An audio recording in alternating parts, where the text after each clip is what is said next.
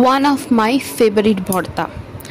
আমি কিন্তু তোমাদের মতন উচ্ছে দেখলে নাক সেটকোতাম, কিন্তু এই ভর্তাটা অথবা এই মাখাটা খাওয়ার পর আমার আর উচ্ছে দেখলে অভক্তি হয় না, বরং এটা ভেবে ভালো লাগে আজ উচ্ছে এসেছে, এভাবে সেদ্ধ তো আমি খাবই না। আমি একটু বানিয়ে বলছি না।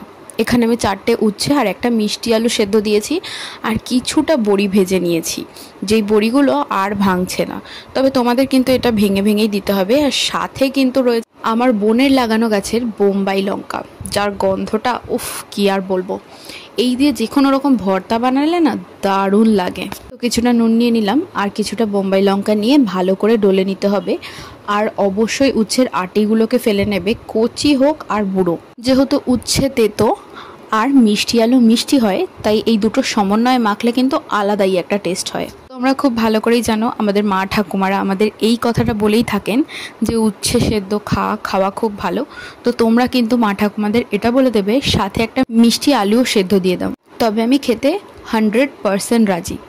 আসলে তোমাদের মতন আমিও উচ্ছে দেখলে ভীষণ নাক সেটকোতাম, আর এটা আমার নতুন ইনোভেশন বলতে পারো। ভীষণ ভালো লাগে খেতে।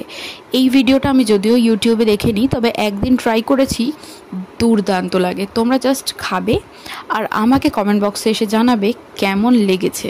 হ্যাঁ, তবে তোমাদের ঘিয়ে লঙ্কা অথবা বোম্বাই লঙ্কা দিতে হবে এর কোনো মানে নেই। তোমরা যে কোনো রকম লঙ্কা দিয়ে এটা মাখতেই পারো, তাতেই ভীষণ সুস্বাদু হয় খেতে। আর দেখো আমার মাখা কিন্তু কমপ্লিট, আমার মুখে জল আসছে। আর এই দিয়ে গরম গরম ভাত খেতে যা অসাধারণ লাগে কি আর বলবো। খেয়ে জানিও কিন্তু।